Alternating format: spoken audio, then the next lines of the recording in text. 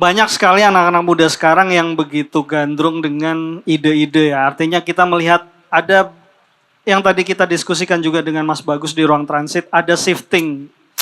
Tidak hanya shifting demografi, tetapi juga bagaimana ketertarikan anak-anak muda terhadap ide-ide baru, gagasan-gagasan baru yang banyak bermunculan akhir-akhir ini. Saya pikir banyak media dalam artian kata media yang menawarkan ide gagasan baru yang sangat mudah diakses oleh masyarakat, yang sebelum ini tuh tampaknya jarang. Ini juga fenomena yang menarik yang perlu kita telaah ya. Artinya bagaimana sekarang orang ternyata lebih berani untuk mengungkapkan ide, gagasan, sesuatu yang baru yang kemudian memancing masyarakat, memancing publik untuk mau belajar lebih. Tadi yang disinggung oleh Bung Rocky Gerung tentang curiosity, bagaimana kita harus menumbuhkan rasa penasaran itu loh. Adanya teknologi itu kan seharusnya juga menjadi media yang membantu kita untuk semakin penasaran terhadap sesuatu hal. Di Kendur Cinta dulu Cak Nun, bahkan Mas Abrang juga pernah menyampaikan bahwa siswa atau murid yang baik adalah murid yang pandai bertanya, bukan yang hanya mampu menerima. Pandai bertanya itu artinya ada rasa penasaran ketika ada ilmu baru, ada wawasan baru yang muncul gitu. Apa yang perlu digali lagi? Ketika kita muncul sekarang ada informasi baru, ada teknologi baru, ada AI, ChatGPT dan lain sebagainya, kan harusnya menumbuhkan penasaran kita. Ini akan jadi apa ke depannya? Akan sejauh mana bisa kita manfaatkan? Gitu kan? Meskipun ada seorang pejabat yang mengatakan AI menjadi media untuk shifting ayam petelur menjadi lahan sayuran, gitu kan? Setelah diteliti nanti bisa menjadi bisa membantu untuk memberikan laporan apakah ketika telur yang dihasilkan oleh ayam itu sudah terlalu banyak kemudian bisa diolah datanya untuk di shifting kemudian kandang ayamnya diganti menjadi lahan sayur karena demand yang bertambah. Apakah memang itu juga menumbuhkan penasaran kita ke depannya pada bidang-bidang yang lain gitu. Maka saya pikir itu bisa tadi yang disampaikan oleh Bung Rocky bisa mengantarkan kita bahwa ada sesuatu yang memang harus kita tumbuhkan kok ke depannya. Forum-forum seperti ini kenapa kita bisa bertahan sampai hari ini misalkan, itu kan yang kita pertahankan adalah konsistensinya kita. Ngapain hujan-hujan datang ke sini dan bertahan, dan teman-teman ketika hujan tadi nggak kemudian memutuskan untuk pulang, tapi bertahan di sini, tanpa kita kasih tahu siapa yang akan bicara di sini juga, gitu ya. Dari awal kita nggak pernah ngasih tahu akan ada Bung Rocky, ada Mas Bagus, ada Mas Abrang, kita nggak pernah ngasih tahu. Tapi teman-teman juga setia pada akhirnya ke sini. Tentu kan tadi yang disampaikan oleh Bung Rocky di akhir bahwa di akhir tadi kita tidak akan memutuskan Republik ini untuk berhenti. Bagaimana sumbangsi kita di sini adalah untuk mencoba mempertahankan kecintaan kita kepada Republik kita ini. Apapun bentuknya, apapun usaha kita, apapun yang akan terjadi kemudian hari gitu ya. Kita akan menghadapi challenging yang banyak sekali ke depannya gitu ya. Nah mungkin itu sedikit mengantarkan Mas Abrang, artinya tantangan kepada anak muda terutama ya, karena tadi sudah disinggung oleh Mas Bagus, bagaimana shifting demografi di Maia sendiri juga termasuk di luaran sana, bagaimana anak-anak muda ini mulai ada rasa tertarik kepada ide dan gagasan-gagasan yang baru yang kemudian bisa digali lebih dalam lagi, yang kemudian pasti kita akan memiliki rasa lebih optimis lagi ke depannya. Monggo Mas Sabrang. Oke, bismillahirrahmanirrahim. Assalamualaikum warahmatullahi wabarakatuh. Minimal malam ini teman-teman bisa merasakan kehangatan walaupun tidak punya pasangan. Lumayanlah cari kesempatan dalam kesempitan, kesetiaan membawa kehangatan kan. Prengas. Saya pernah bercanda sama Cak Nun, ada kalimat yang ojo dianggap serius ya, tapi itu bercandaan yang pari keno kalau bahasa Indonesianya. Kalau Anda belum putus asa sama Indonesia, berarti Anda belum paham Indonesia. Kata Simbah, aku ya asli menarik. Itu bercandaan bapak sama anak yang tidak patut dicontoh ya. Tapi untung apa namanya, itu bagian dari obrolan dan Mak Iyah ini sering mendapat kritikan karena dianggap kita omong-omong doang nggak berbuat apapun. Terus ngomong-ngomong tok nggak berbuat apapun. Nah, ini belum paham Indonesia soalnya. Makanya jadi tadi ketika ada shifting pada ideas, shifting pada pengetahuan, shifting pada keingintahuan, itu modal yang luar biasa penting. Karena ingat kalau saya pakai analoginya, semua orang bisa berangkat ke hutan dan menggergaji pohon, tapi dia yang mengasah gergajinya lebih dulu akan memotong lebih efektif, kan gitu. Itu yang dilakukan di Mak Iyah. Kita mengasah otak kita, kita mencoba memahami apa yang tidak kita ketahui, melihat lubang-lubang dalam diri kita, melihat mengkritik dan seterusnya. Ini untuk agar kita pada posisi tajam untuk melakukan sesuatu. Sehingga ketika kita melakukan sesuatu, kita tidak hanya menjadi boneka dari kepentingan yang lebih besar, kan gitu.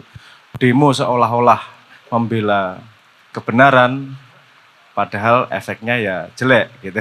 Ada di sebuah kota dulu di Mak Iyah, teman-teman Mak Iyah sempat tidak ikut demo menaikkan UMR. Enggak, dan itu dihujat di mana-mana karena enggak mau naikin UMR. Alasannya apa? Waktu itu teman-teman analisanya adalah ini tidak sekedar naikin UMR. Kalau UMR-nya naik, industri menengah akan kesulitan hidup dan kemudian akan memilih impor. Produksi akan berkurang, jadi importer semua. Dan itu yang terjadi kemudian ternyata. Dan kebelakangan ketahuan bahwa yang ngompori itu juga bohir-bohir yang ingin terjadi impor itu tadi. Ini saya dapat berita juga dari teman-teman yang bekerja di BPR. Jogja ini sekarang sedang mengalami ancaman yang tidak sederhana menurut saya. Saya cerita sedikit, monggo kalau di teman-teman mau mengkonfirmasi, dan ini perlu perhatian kita bersama menurut saya. Terutama orang Jogja ya ini. Jogja itu produksi batik luar biasa. Salah satu industrinya adalah industri batik. Dan sekarang beberapa BPR yang biasanya menghidupi pengusaha batik-batik tersebut dibeli oleh luar negeri. Saya nggak tahu siapa, nggak perlu bilang dari negara mana. Yang terjadi kemudian adalah mereka disuplai batik-batiknya dibeli luar negeri dengan harga mahal. Terus kemudian mereka dijual batik-batik printingan. Kemudian standar hidupnya naik.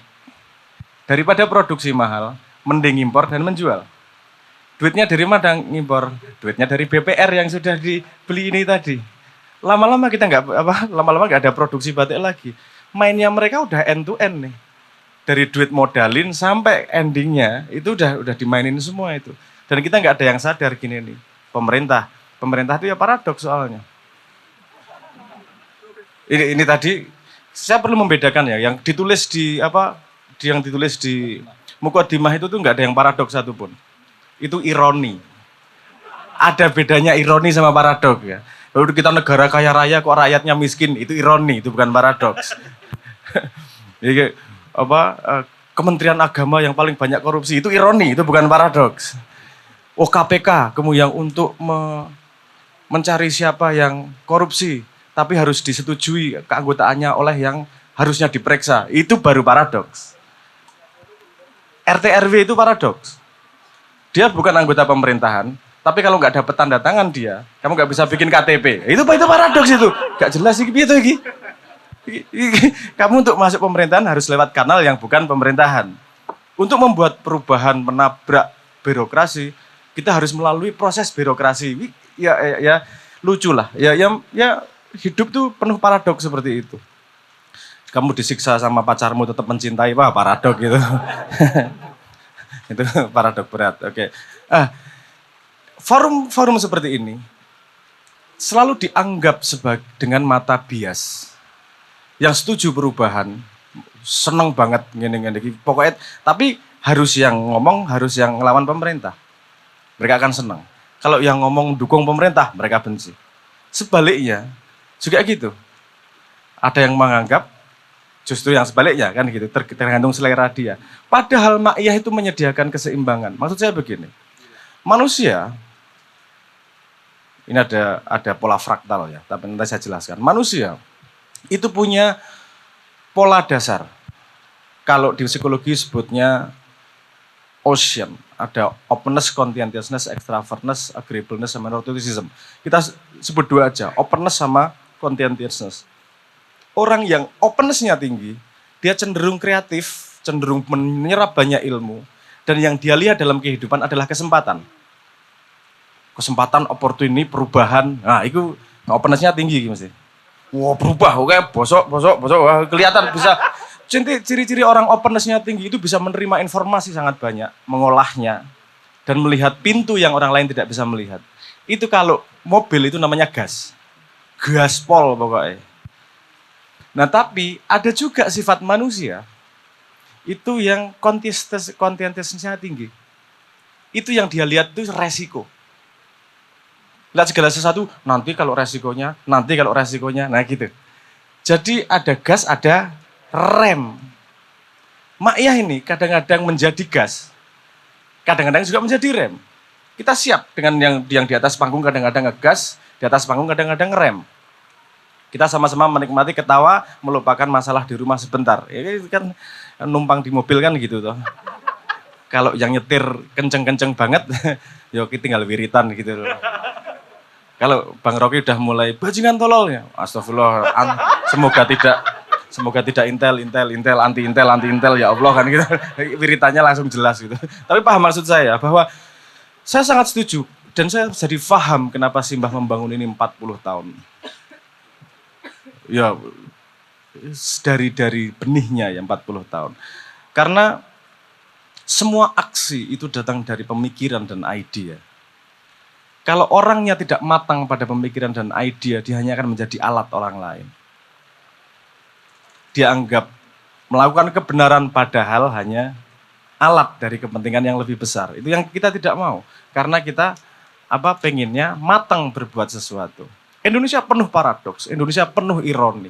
Anda bisa menganggap itu sebagai sebuah kebusukan yang menjijikkan. Itu sudut pandang yang valid, sangat valid. Anda bisa melihat sudut pandang yang lain. Bahwa ternyata hidupmu ada PR-nya, lumayan nih nggak ngaplo-ngaplo amat, kan gitu. Kasian negara-negara yang sudah makmur, mereka punya first world problem. Karena nggak ada masalah, cari-cari masalah dalam hidupnya. Dipanggil Pak Bu, saya nggak mau, milihnya non-binary misalnya gitu. Itu masalah yang nggak muncul di antara orang-orang yang ngelih, yang ditagih utang tiap hari ini. Itu artinya kita punya masalah real yang untuk dihadapi dan diperjuangkan. Bukankah itu kesempatan untuk mengisi hidup dengan penuh makna, kan gitu. Yo, soro rek. Tapi jangan lupa bahwa makna itu datang dari perjuangan dan tanggung jawab yang dilakukan. Nah, saya punya teman yang sangat kaya raya, hidupnya tidak punya masalah dan hidupnya itu cari masalah. Cita-cita dalam hidupnya itu ditolak sama cewek. Wow. So, nggak pernah ada yang nolak, udah ganteng, kaya raya, luar biasa, nggak pernah ditolak dia sama cewek. Itu kapan ya saya bisa ditolak cewek? Ini badanku musuh matamu. Itu penderitaannya kanca-kancaku gitu loh. Ditolak cewek itu sudah sehari-hari gitu. Jadi memang kita perlu keseimbangan seperti itu agar melangkahnya tepat. Sekarang pertanyaan kita gini, masing-masing kita paham bahwa kita ini openness-nya tinggi, kita conscientiousness-nya tinggi, kita senangnya ngerem, kita senangnya ngegas. Tapi ketika kita sudah ngomong Indonesia, kita harus tahu nih, yang kita butuhkan di Indonesia sekarang ngegas atau ngerem. Yang kita menurut saya, yang kita butuhkan di Indonesia sekarang adalah ngegas. Kita ini bukan negara yang masih punya banyak tabungan untuk bisa leha-leha menikmati hidup. Kita ini pinggangnya sudah di lubang yang paling kecil ini. Setelah itu nggak ada lagi ini. Makanya perlu ide-ide Kita perlu perubahan dan saya harap Pak Prabowo, para pemimpin atasan jangan melihat Ma'iyah atau yang mengkritik itu sebagai tidak cinta sama Indonesia. Gini, salah satu paradoks ya, salah satu paradoks. Raja Jawa, raja di Indonesia itu, ora, ini paradoks tenan lagi, ini paradoks tenan. Ora ono hubungannya karo kuwi. Iki malaikat iki sing geser kilatku iki. Wow. Salah satu paradoks. Raja di Indonesia itu butuh legitimasi negara untuk menjadi raja, kan ya lucu itu. Itu salah satu paradoks. Saya juga melihatnya gini, paradoksnya pemimpin Indonesia kalau marah dengan kritikan oleh orang yang cinta sama Indonesia, itu paradoks. Kenapa? Karena dia tidak paham bahwa dia, semua pemimpin di Indonesia dan rakyatnya itu mengabdinya kepada bangsa. Bukan rakyat mengabdi kepada pemimpin. Kita sama-sama mengabdi pada kemajuan bersama. Ketika kita kritik, kita bukan benci sama pemerintah. Ketika kita mendukung, bukan kemudian kita jadi babumu, kan gitu. Ini kayak karena ketidakjernihan terhadap horizon hidup dan posisi, kita jadi salah satu contoh ini tadi. Apa? Yang 30 km pagar bambu ini tadi. Orang yang harusnya menjadi pembantu presiden untuk memecahkan masalah, dia butuh bantuan perintah presiden untuk bisa memecahkan masalah. Cok, gaweanmu apa, Nek? Kalau kamu manusia itu yang paling berharga itu kemampuan untuk memutuskan, dan dalam memutuskan itu mengandung resiko. Nah, gue pengen aman, jadi munyo aja jadi menungso. Kucing-kucing nggak ada yang menyalahkan ketika dia nyolong gereh. Kita maklumi dia sebagai cen kucing kok, cen asu kok, biasa. Itu kalau manusia, apalagi pada posisi yang dia punya tanggung jawab besar terhadap bangsa, salah satu paling penting berharga dari dirimu adalah keberanian mengambil keputusan. Nanti kalau disalahin presiden gimana? Karena kamu berpikir bahwa kamu mengabdi kepada presiden, padahal kamu mengabdi kepada bangsa. Bahwa kemudian mengikuti visi presiden itu cerita beda. Oke, presiden karepe ngene, arahnya gini. Oke, ini cocok demi seperti kemajuan bangsa, tak ikuti. Aku ambil keputusan untuk meringankan beban Pak Presiden. Nek apa-apa nunggu perintah presiden. Ngopo kan jadi menteri, Cok? Asui. Tapi saya juga gini, saya sangat yakin kok. Itu bukan, kenapa harus gini? Kalau keputusannya tidak mengandung resiko besar untuk dirinya, pasti ngambil keputusan langsung. Kenapa dia mengandung resiko? Karena kemungkinan dia tahu siapa yang nanam. Ya, dan yang nanam itu bisa laporan sama juragannya. Nanti dia takut dipelatok juragannya. Nggak berani ngambil resiko, biar resikonya di juragannya aja. Pak Presiden itu menteri-menteri nggak baik kayak gitu itu. Dia nggak berani pasang badan buat Anda. Dia nggak berani berjuang untuk bangsa di koridor yang Anda buat. Kenapa saya berani ngomong gini? Ini contoh jelas dari Abu Bakar. Abu Bakar ketika diangkat menjadi khalifah, kalimat yang saya pegang adalah, yang saya benar-benar nyangkut di kepala saya. Beliau ngomong, kalau saya ngikuti Kanjeng Nabi, ikuti saya. Kalau saya mulai geser, tidak ngikuti Kanjeng Nabi lagi, turunkan saya. Artinya beliau bukan menjadi pemimpin, dia mengabdi kepada nilai yang dibawa Kanjeng Nabi. Dia meletakkan posisinya di bawah, bukan sebagai raja. Cok. Apa maksud saya? Jadi kita tidak menyalahkan orang kok. Kita tidak membenci orang kok. Kita menertawakan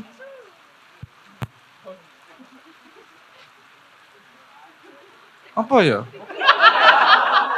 Monyet yang dibengesi gitu.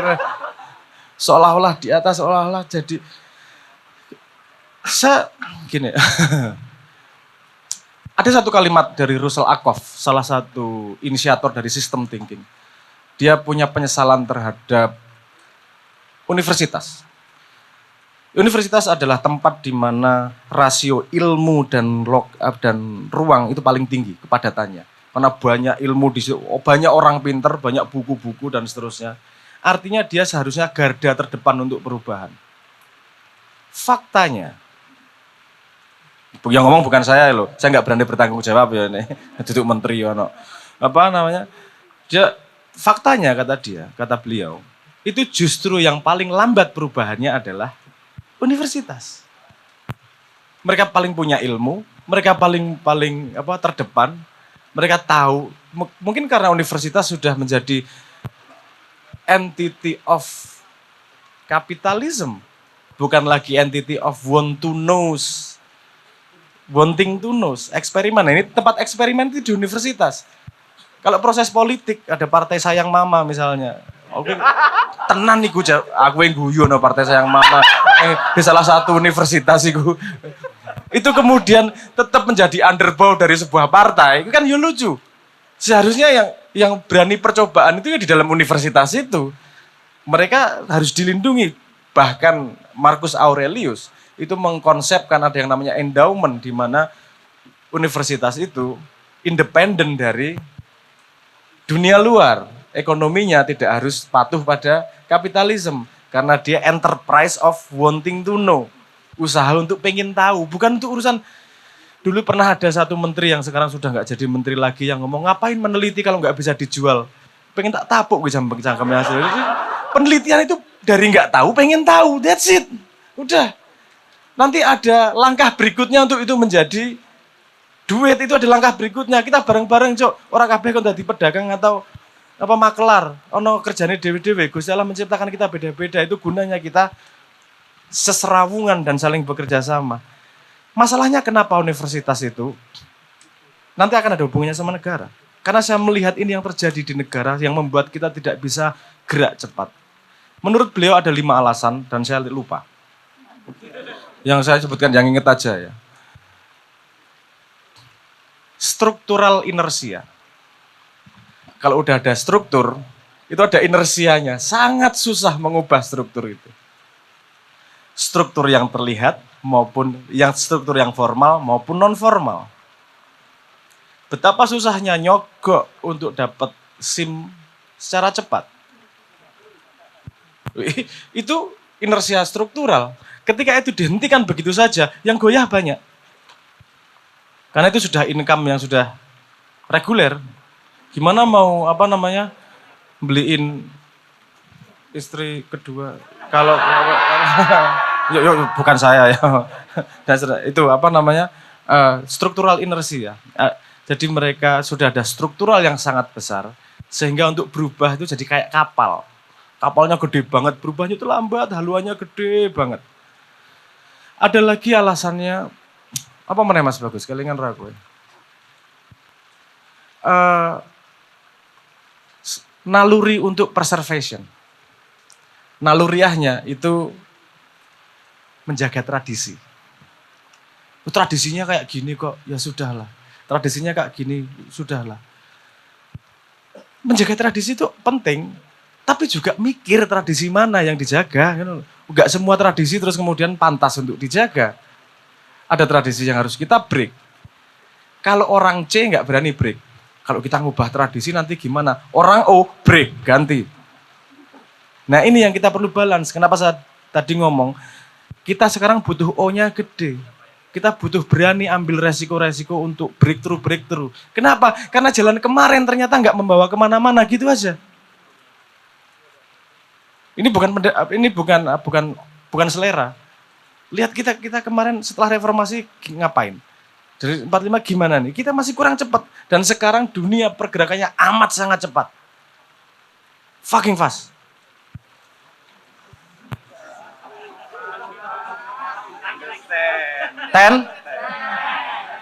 Apalagi dengan AI. Bener, bahwa AI itu sudah ada penelitiannya. Cara berpikirnya itu cara berpikir kolonial. Karena yang ditrain paling banyak pakai bahasa Inggris, jadi cara berpikir dia seperti itu.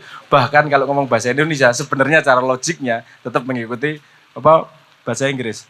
Tapi oke, kita lihat utilitariannya.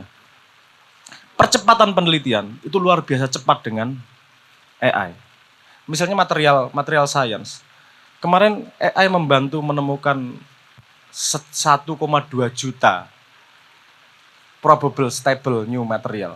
Dari situ ada sekitar 250 yang diverifikasi manusia ternyata kemungkinannya stable. Dicoba 45 ternyata stable betul. Belum ngomong soal scaling ya, tapi ternyata stable dan bisa digunakan. Itu untuk menuju bisa komersialisasi biasanya butuh riset 25 tahun. Dengan AI itu butuh 4 bulan untuk menjadi 45 material baru itu. Artinya perkembangan dunia akan sangat cepat. Tapi pakai AI itu juga butuh discretion. Karena kalau yang make goblok, sorry itu saya. Di sini ada yang menganggap AI goblok. Kenapa sebabnya? Ini next level dari, gini, Anda pernah lihat percobaan enggak? Binatang diperlihatkan ke cermin. Dia ngelihat itu binatang lain atau melihat itu dirinya? Binatang lain. Ada nggak yang melihat dirinya? Ada monyet. Kamu, monyet. Ada beberapa lumba-lumba itu melihat bahwa ternyata di cermin itu dirinya. Jadi ada level gradasi hewan. Semakin pintar dia semakin tahu self-conscious bahwa itu dia. Ada cermin berikutnya yang namanya AI. Kalau Anda ngobrol AI, Anda melihat dirimu nggak di situ? Karena AI belajar dari perilaku manusia seluruh dunia dan pasti perilakumu juga terrefleksi di situ sebagai manusia. Kamu ngelihat nggak piece and bit dirimu dari ketika kamu ngobrol sama AI? Yang belum ngelihat berarti masih kiri, belum levelnya munyuk kan. Mari kita butuh ini tadi, butuh critical thinking. AI itu, AI masih halusinasi. Halusinasi dengan imajinasi itu tools yang sama. Ada yang membuat AI hilang halusinasinya, AI-nya juga jadi goblok. Bahkan gini, ini perjalanan yang menarik nih. Antropi kalau nggak salah yang nyoba. Jadi bias apa jenenge? Prejudis rasis. Otak rasisnya tuh dikecilin. Jadi dia biar nggak rasis. Dan AI-nya tambah goblok. This is funny, man. I mean, ini refleksi dari human. Ternyata dari tools yang membuat kita buruk itu juga terkandung modal untuk menjadi baik. Maka itu penting kita ngobrol di sini agar kita tahu semua mana yang baik, semua mana yang buruk. Sehingga hidup itu bukan tidak sengaja baik, bukan tidak sengaja buruk. Tapi pilihan. Yuk mau ngapain yuk? Mau gas yuk, karena semua pilihan pasti mengandung resiko. Semua pilihan pasti mengandung kesulitan. Kalau nggak berani ngambil pilihan, nggak berani ngambil resiko, nggak usah jadi manusia.